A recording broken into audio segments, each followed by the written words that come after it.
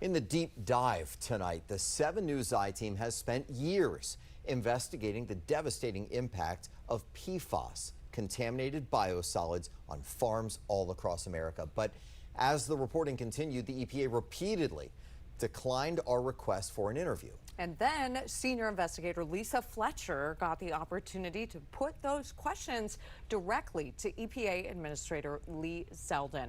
The conversation took an unexpected turn. Why would you want to ask the question? We're the conduit between the people who live and deal with these issues. This is a fascinating interview. Dismissive comments from the head of the EPA as we attempt to ask questions on behalf of family farmers who say they're losing everything. What led to that exchange started thousands of miles away, on farms where families say forever chemicals left them with contaminated land, sick livestock, and livelihoods destroyed. All because of a fertilizer called sludge or biosolids made from human waste and touted by the government that farmers say contain toxic levels of PFAS chemicals known to cause cancer, kill animals, and contaminate crops. The farm is just not even a shadow of what we used to be. Maine farmer Fred Stone was forced to euthanize his dairy herd after the cow's milk tested 350 times higher for PFAS than what's allowed in water. This is about as real as it gets, guys. It wasn't just Maine. From Texas, we've had 85 cows that have died. 85 cows. To Virginia. It's extremely disturbing. To Michigan and South Carolina, we've spent years reporting on farmers who say PFAS-contaminated biosolids are changing their lives forever. It's ruined us. Our land is condemned useless. We can't grow nothing on it. Sludge is used on some 70 million acres of U.S. farmland. But it wasn't until 2025 that the EPA released the results of its first investigation, concluding that even tiny amounts of PFAS in biosolids could pose risks to farmers, livestock, agriculture, and drinking water. But just a year later, the EPA rejected parts of its own assessment, surprising many closest to the issue. For months, we've asked the EPA detailed questions about what it was doing to address these growing concerns. The questions went unanswered. Then, we finally got the chance to ask them ourselves while EPA Administrator Lee Zeldin was touring a Virginia sawmill.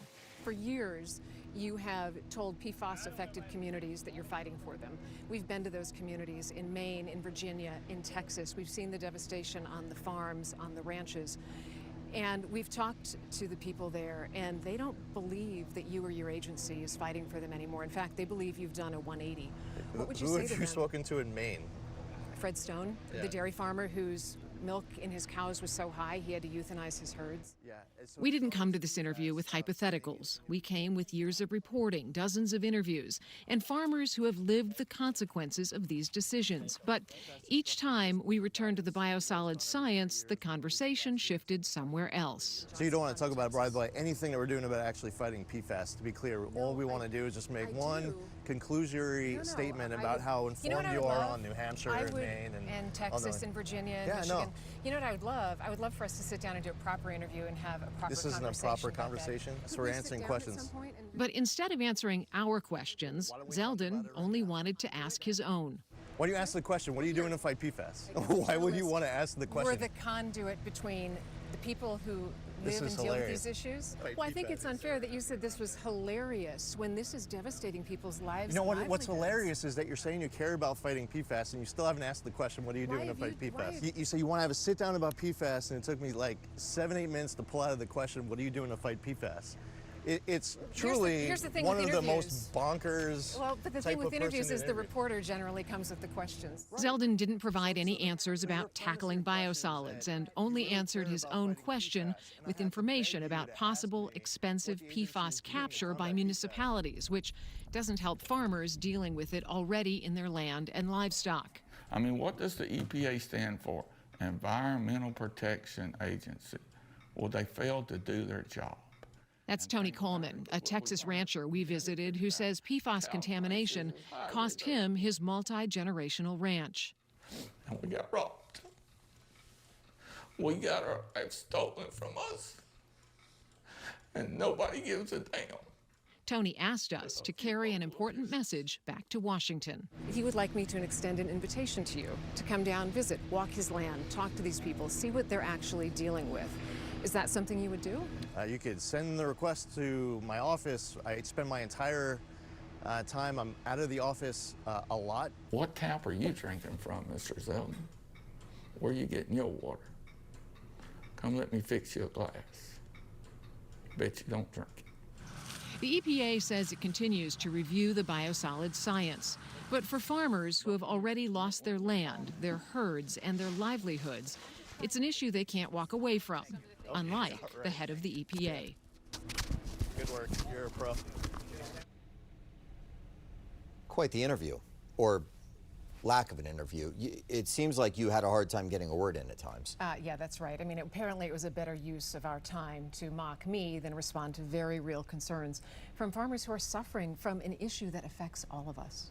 So have you talked to any of the farmers since this interview, relayed what happened in this exchange? Yeah, I did. I talked to Tony Coleman actually last night. He's the Texas farmer who asked that I invite Administrator Zeldin to his ranch.